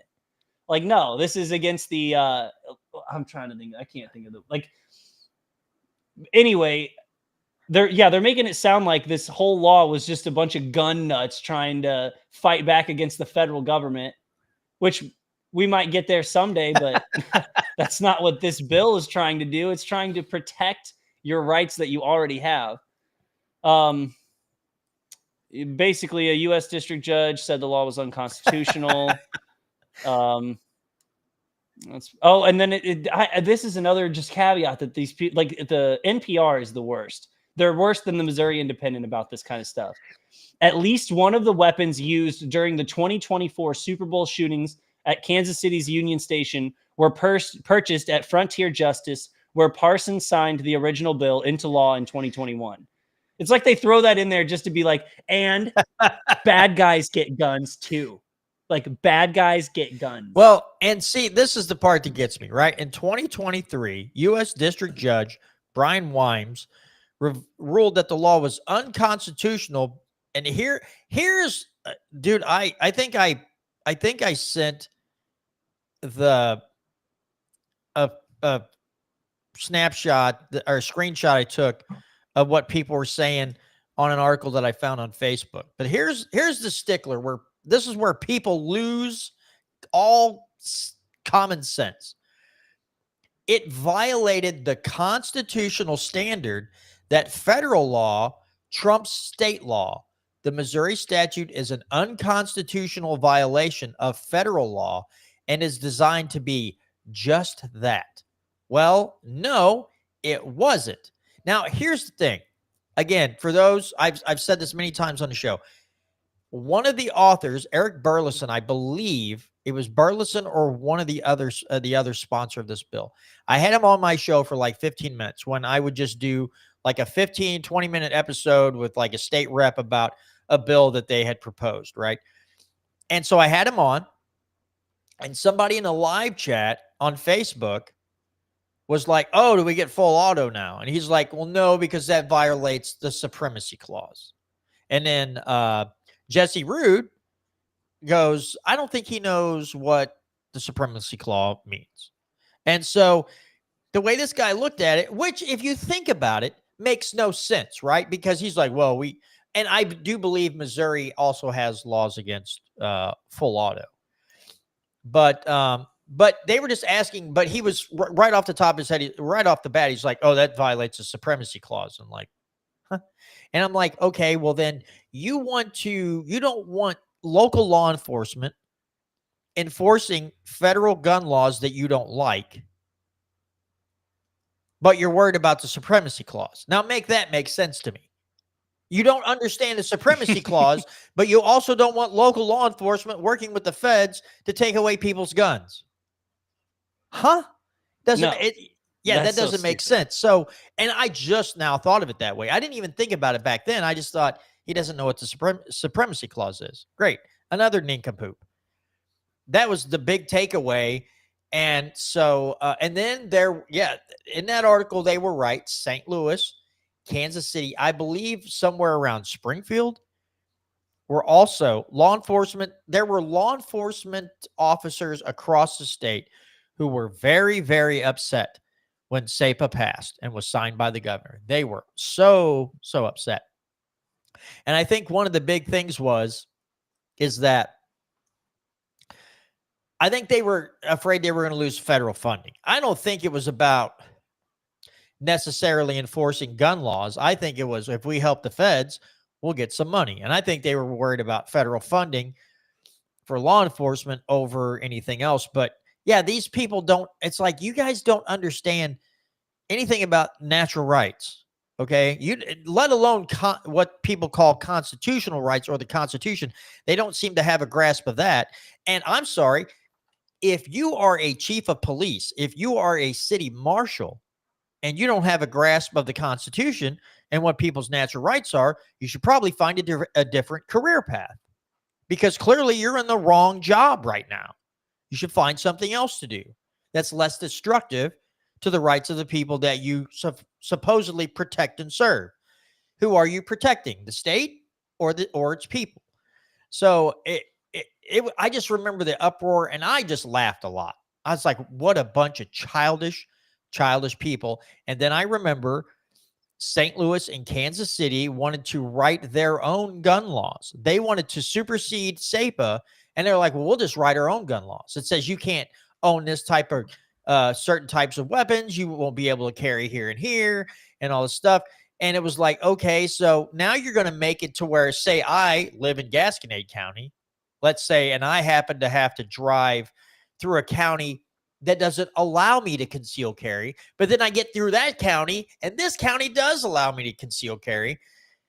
What am I supposed to do? Like throw the gun out the window, go hide it in a hole in a tree off the side of the road, and as I'm coming back, I go pull it back out, put it back in my car, and drive home? Or how about I get to travel the whole state unimpeded with a gun in my center console if I want to? What about that? But so it was going to be where there were going to be probably counties like you can't conceal carry in this county. Great. So I'm passing through, I get pulled over, and suddenly I'm in violation of your law. It's like, that's not going to work out. You're going to be a lot of upset people getting arrested, possibly. This, depending on how far you want to push this whole thing. But yeah, it was really funny to listen and see the temper tantrums of some of these people. I kind of got a kick out of it. I'm not going to lie. Oh yeah. No, like we've talked about it at least a couple times in the last 2 months, how they skew the gun statistics. So anytime that you have they think that you can legislate your way to a better society, when in reality, you've got certain parts, like certain big cities, that have gun violence issues and restricting that. And they all have the tightest gun restriction laws in the country anyway. Like, it's really hard to get guns in New York, and it's hard to get a gun in, like, it's hard for a legal resident trying to legally purchase a firearm in a city like Chicago. They have to like travel other places and do other things. So you're not, and like you said, you go out to the country, like you go out into the middle of nowhere, everyone has a gun, and they really don't have gun violence issues out in the country, but everyone still has a gun. So yeah, all of these cities are like, oh, well, we're going to have different laws. It's not going to fix your problem.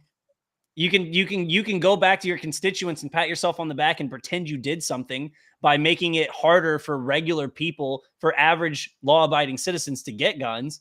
Congratulations. But you're not curbing your gun violence problem. I remember Bill Burr had something in a stand-up talking about living in California and owning a gun, but he's like, in their laws, I'd have to have it broke into pieces around my house. He goes, and I got this killer chasing me around the house. He's like, and I remember he's like, I need the barrel. She's like, it's in the living room. He's like, he's in the living room, as he's just running around the house trying to gather the parts to put the gun together while he's being attacked. I always got a kick out of that little part of his stand-up. But, yeah. If you leave it up to people, they would have you do that. Oh, sure, you can own a gun, but you have to have the bullets in this safe over here. You have to have the magazine in this safe over here, and you have to have the gun in this safe over here. Like, okay, so when do I get to use it? I have to hope that about 4 minutes after you've been shot and killed. I have to hope that whoever comes in is blind or is stumbling around in the dark, can't see nothing, and gives me time to put the gun together, to go grab the ammunition and the magazine and fill the magazine, slap it into whatever firearm, rack the slide or charge the bolt, and then start firing. I just have to hope I get the dumbest, most non-sighted criminal breaking into my house. Get the wet bandits from Home Alone 2. Yeah, just whatever. That's who's breaking. And you're like, oh, I got plenty of time. No, that's yeah. Oh man. Yeah. Hey, Mr. Bad Guy, stop. Hold on, stop. I'm putting my gun together. Let's make this a fair fight. You came in with your gun all assembled. Now that's not cool when I have to assemble my firearm. So you stay there, kick the door a lot lighter, and then I'll say go, and then you kick it in hard, and then we'll have a gunfight. You go ahead, take my TV, put it in your car. By the time you get back, this will be loaded for you. Then you better take off, because if you come back for, let's say, my watch or my whatever, a safe full of something, then I'm going to shoot you. So you only get one item. So one item limit. I mean, It is California, right? What they did with the shoplifting law. So the guy it has to be $1,000 or more to get arrested. So the guy marked everything in his store at $1,000, and you had to take it up to the register to ring it up to see the actual price. The Yeah, rebate price. Yeah. because he marked That's everything at hilarious. $1,000. So it was 900. So he marked everything at 901, I think. And he's like, well, you got to come Yeah. up here and ring it up at the counter, and I'll give you the actual price. Because if you walk out the door, it's 901. That's an arrest. You're being arrested for theft. So yeah, it's again. I'd like to say that this stuff surprises me, but apparently now there was another article that I saw, and it said that the Trump administration didn't want to strike the whole thing. Somebody in the Trump DOJ didn't want to strike the whole thing. There was a narrow section that they wanted to strike out of SAPA. I'm sure it would have been a really important section. I can't say this on the air. Yeah. Good old Kevin Spacey. Anyway. But yeah, it's stupid. I got something funny since this is our comedy Okay, yeah. episode. This isn't politics related, but I want to share something really quick. All right. I was looking for something fun to do near me, and I came across this. It was called the St. Charles Heavenly Frog Hole. And I was like, I have never even heard of that before. It's like weird that it's got so many reviews, and I live, 10 minutes from St. Charles. I'd never heard of it. Turns out it's just a frog-shaped hole in the pavement. And you gotta read some of these reviews. Hold on. This is the review for it. Forget the pyramids, forget Machu Picchu. St. Charles is home to one of the greatest wonders of human civilization, the Heavenly Frog Hole. Like, dude, people are going full like Henry David Thoreau on these reviews. This is great. Yeah, we made the pilgrimage for girls' night, armed with coins and high expectations. The moment we dropped him into the frog hole, time itself seemed to stop. Wishes were made, lives were changed. I swear the street lights burned a little brighter. It isn't just a hole in the ground. It's a portal, a beacon, a feast of nature that rivals Niagara Falls. Honestly, I don't know how the city hasn't built a museum around it yet. I've been hearing about the frog hole online for a while now. People said it was weirdly perfect, shaped just like a frog. So I made the trip out with friends. It was exactly what I expected and somehow still totally surreal. Just a hole in the ground, but unmistakably shaped like a frog, like nature left a little joke or symbol behind. Very pleased with my experience. Will be back. It was better than expected. I recommend an ice cream cone to enjoy the scenery. The absolute best Heavenly Frog Hole ever. Highly recommended. Wasn't far from home. Not too hard, nor hard to find. If you learn of a better frog hole, by all means, visit it instead, but you won't. Pay your respects with a few coins. I am blessed to have visited such an iconic site. It was above my expectations. I was left speechless and in awe. No words can truly describe such a divine creation. I truly give thanks to the creature that bestowed such a scene to behold. I will definitely be planning my next trip soon. A great place to renew your sense of wonder. Family, friends, strangers. I've taken them all on pilgrimages to see the Heavenly Frog Hole. It's just review after review after review of that. Hold on, let me get out of here. But yeah, I had to share that with you because I came across that on Saturday and I was like, that is so fun. Apparently it was inspired by something similar called the Chicago Rat Hole. So apparently somebody did the same thing with a giant rat hole in Chicago. They put a bunch of reviews on it and marked it as an actual landmark. I figured the rat hole in Chicago would be where the board of aldermen and the mayor meet. But I guess it's not. It's a different rat hole. It's where four turtles also. It's near the sewers. It's where the Ninja Turtle. Yeah, it's where man, why am I blanking? Not Shredder. The Red Stain. Ah, man. Splinter. Oh well, Splinter. Yeah. That's how Splinter gets in and out of the tunnels there. No, but it's also where Lori Lightfoot crawled out of after she lost after you said Beetlejuice 3 times. Yeah, she crawled back into her rat hole. Dude, the first time I ever heard someone call her Beetlejuice, and I looked it up, I'm like, oh my God. She looks exactly like Beetlejuice. She's got the worst bug eyes on the planet. Her eyes are... She always looks surprised. Always looks Yeah. surprised. Like, you all right? Like, yeah, I'm fine. Like, are you sure? Because you're like this. She looks like she always just looked at the crime statistics from Labor Day weekend. There's that many people were shot. Again? For the 10th year in a row? Oh my God. Yeah, it's looked like, remember how like your parents would tell you if you like made a funny face, like, oh, you keep doing that, you know, your face will stick like that. That's what they used to tell us as kids. That apparently happened to her. She always had that like perpetual look of surprise and it just never went away. Like, maybe she got smacked really hard in the back of the head. And so her eyes just kind of started popping out. They need to be pushed back in. Imagine. Let's just go down horrible lane for a few minutes, right? It's been a comedy edition of the show. Can you imagine a friend going like, hey, I found this really cool chick to set you up on a blind date with. You're going to love her. She is just a treat. And then you show up and she answers the door and you're like, well, I'm going to be on a 6 o'clock news because I'm going to murder my friend. That is not delightful. That is horrific. That's horrifying. So yeah, I don't. Sometimes I wonder if these people get elected just by their looks. If they get elected because they worship a certain demon, and the demon's like, "I will bestow upon you great political power," and then they get elected, and you're like, "How did you get in here?"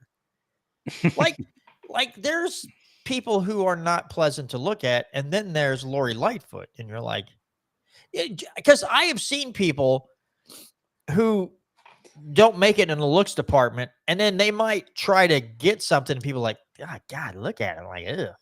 And it just because they're not pleasant to look at, people literally won't vote for them. So it kind of I wonder if the majority of the people in Chicago have vision problems. Because if you see Beetlejuice on the stage and you're like, I'm voting for that. I like what that poltergeist has to say. And then you have to go, did you see what she looks like? It looks like she never sleeps, like ever.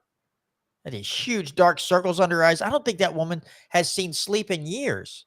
So, and you're going to vote for her like, well, she's up all the time. She's just rolling out ideas. And Kevin Spacey says, a mirror. Yeah, she's never looked in a mirror. Oh, can you imagine her going into like a store and going into the furnishing section where there's all the mirrors, and then like she goes to visit like at a campaign stop, and then she leaves, and then the owner comes in and goes, who broke all the freaking mirrors? Like every one of them's broke. And they're like, Lori Lightfoot was in here. Like, you let her in the freaking door? Well, she probably cheat over all those.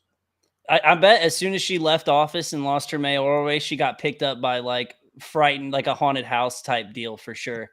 I mean, she is no makeup ready. She is live action ready for a haunted house at any point. She just like pops you're out of the towards door, the edge, dark, creepy closet. They got the music playing, and that just jumps out at you. It's real dark, so all you see is like two big old eyeballs in the dark. Dude, we better stop right there. It's bordering on some racist stuff. Oh, whoa! Come on, you're like, people. It's all dark. All you see is white. Or he's like, whoa! I'm just talking about her bug eyes. I know. I'm just saying. Somebody like, oh, you're being racist. Like, not really. Speaking of that, you ever seen that Andrew Schultz clip where he's talking about blackface is not okay? And he's like looking at the black people in the audience. He's like, right, blackface is not okay. Blackface is not okay. It's racist. We should never do it. He goes, unless you're a Navy SEAL. He's like, look how cool blackface is in a helicopter. And he's talking about he's like, let's say it's life or death. We get sent out at 2 o'clock in the morning. And he's looking at this black guy. He's like, dude, you got to paint me up. He's like, you don't have to do the big lips and the tap shoes. I'm just saying. Because he's like, you have your complexion and I have the complexion of a flashlight of an iPhone. He's like, so you got to paint me up. He's like, and he goes, you paint me up and no one can see me. And he goes, you don't smile. And no, we're going to, the whole crowd is just dying laughing. It's one of the best bits that I've ever seen of Andrew Schultz. But yeah, that crap was hilarious. Oh yeah, and I'm sure we've probably talked about it, I think, but you've seen Tropic Thunder, right? Where Robert Downey Jr. does the best blackface ever. What do you mean, you people? What do you mean, you people? That's one of my favorite parts. Yeah, you never go full retard. Oh, you're under attack in the chats. Yeah, good old Kevin. He's gonna type in all kinds of horrible stuff about me. John doesn't like any black faces. That is not true, Kevin Spacey, and you know it. I am not a racist. I just to kind of round out the show here, since we're just kind of joking around, I don't say everything. If I said everything that comes to mind, every joke that came to mind on this show, people are going to get upset. Now, folks, I've mentioned this before. Somewhere just a little bit down the road, I'm going to be doing another podcast with Kevin Spacey, but that's not his real name, and another individual, and it's going to be called the No Integrity Podcast. It is going to be full of dark humor. So once we get that up and running, y'all got to come on and check it out. If you like dark humor, it's going to be fantastic. My wife says it won't last on YouTube more than a month and it'll be taken down. Folks, if you met me outside of here, outside of this venue that Brandon and I are talking in right now, and we were just hanging out, I'm completely filled to the brim with dark humor. And it could be about anyone. It could be about any race, creed, whatever. I don't discriminate when it comes to my dark humor. I also don't think it's real, right? It's just that those things are funny to me. And I would expect that I would also be roasted like mega, big time. I think anytime, even myself, when I get roasted, I die laughing. I think it's hilarious to roast other people. And I also enjoy a good roast, even if I'm the victim. And I wish more people could just be like that and not take everything so personally and not take everything as a personal attack because you have some kind of witty comeback because they say something and you snap back. That is how I retain my sanity in this screwed up world, is that the roasting and just making jokes at anybody's expense. And I kind of fall on in the line of George Carlin, where I think anything can be funny. Anything. You can joke about anything. I don't think anything is off limits. As long as you understand that it's just a joke and you don't get butthurt and you can't say that, I'm going to cancel you. Like, okay, well, you go right ahead and be butthurt. But go be butthurt by yourself or go in your little echo chamber with all your other Preparation H friends and just have a Preparation H party and cool your buttholes down and go back onto your normal lives. But yeah, that's just how I am. So if you see me outside of here, I have some dark humor joke. Please don't take it as John's really a racist. I don't think I can listen to his show anymore. Because you would be completely and utterly wrong. But I do love good humor. I got something else funny real quick then. Hold on. Okay. Let's see. Pop that up here. I got this email from a local repair shop. Like, I guess they're just like a general contractor. The big news at our shop this week is the pause in the work of those in DC who write regulations on flush toilets. You may not know them by their names, but you know them by their work. They're the ones who took us from the pre-1980s models that release a glorious gusher of 7 gallons per flush to a trickle of 1.8 gallons plus a plunger nearby today.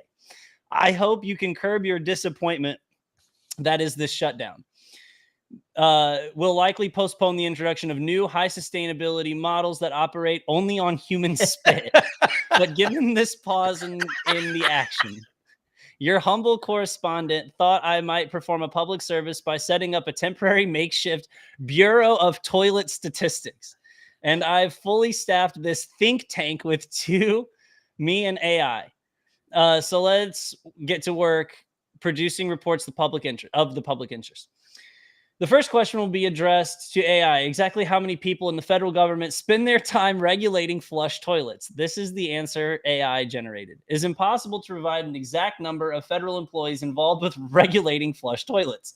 The work is spread across different agencies and roles, and no federal agency has a simple metric to track. to track it. An accurate count would require individually identifying and contacting dozens or even hundreds of personnel to ask how much of their job involves this specific task. The Department of Energy, the Energy Policy and Conservation Act, blah, blah, blah. Wow, did that make me feel dumb? And here I thought the number of government employees required to regulate flush toilets was probably one less than the number required to change a light bulb. So clearly I've been greatly underestimating the consequences of toilet having. So he goes on to ask, how long will it be until we run out of water to flush our toilets? The volume of water on Earth is a lot of gallons. Volume to flush a toilet, 1.8 gallons. Number of people who flush toilets, 4.6 billion. Number of flushes per year, 2,190. The total volume of flushed H2O per year is 12.9 trillion. Number of years left to flush toilets is 29 million years. It goes on for more, but that is just, I just wanted to share that. Thought that was really funny. Given the government shutdown, little humor from Fixed St. Louis on that. Let's see here. I'm trying to think here. No, that's not that cool. Come on. I'm just trying to find some more fun facts. There. That's not fascinating at all. I was really trying to find some let's see, random funny statistics. Okay, that's not funny. Oh, 55% of Americans have told a joke that made no one laugh, but they keep telling it anyway. 22% of people say their funniest thoughts occur during shower time. Let's see. Yeah, none of this is really that amazing. So I asked, I always love a good Rodney Dangerfield joke. Yeah, someone told me one, reminded me of one the other day. It was a guy. I went to my doctor's office, and he told me I had cancer. And so the first thing I said to him was that I want a second opinion. He goes, "Yeah, you're ugly too." Yeah, good old Rodney Dangerfield. Let's see here. Okay, this is all boring stuff. Come on. What are we doing here? This is terrible. Let's see. What do you call a deaf elf? Ooh. I don't know. Whatever you want. He can't hear you anyway. All right. All right. Oh, that's like the blonde that told her friend that she was going to fly a ship to the sun. And they're like, "You can't do that. You'll burn up." And she's like, "Duh, I'll go when it's dark." Oh, well, folks, what a way to end the show. I was really trying to find like some really good statistics that I could just blurt out at the end. But okay, what? Okay, there's a fruit that tastes like pudding. Black sapote is a tropical fruit with green skin and white flesh. Okay, what is going on? This fruit, which may have originated in Mexico and other parts of Central America, is known as chocolate pudding fruit because of the color and texture of the fruit's interior when ripe. You can actually scoop out the inside of a ripe black sapote, I guess maybe that's what it is, easily with a spoon.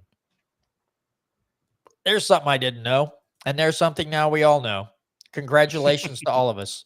All right, folks, that's going to do it for this week's humorous edition of God dang it, Kevin. this week's edition of the Missouri Liberty Report. So thanks again to those of you on Facebook, YouTube, Rumble for watching.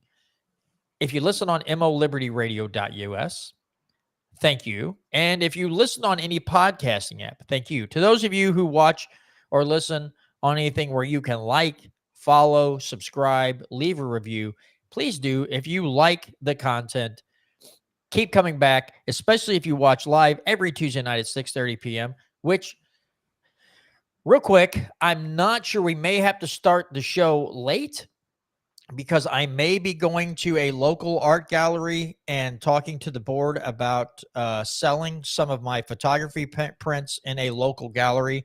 That meeting starts at 5:30. I don't know how long it will last. So just be aware the show may start, if I get a call to show up to this meeting, it may start a little later than 6:30.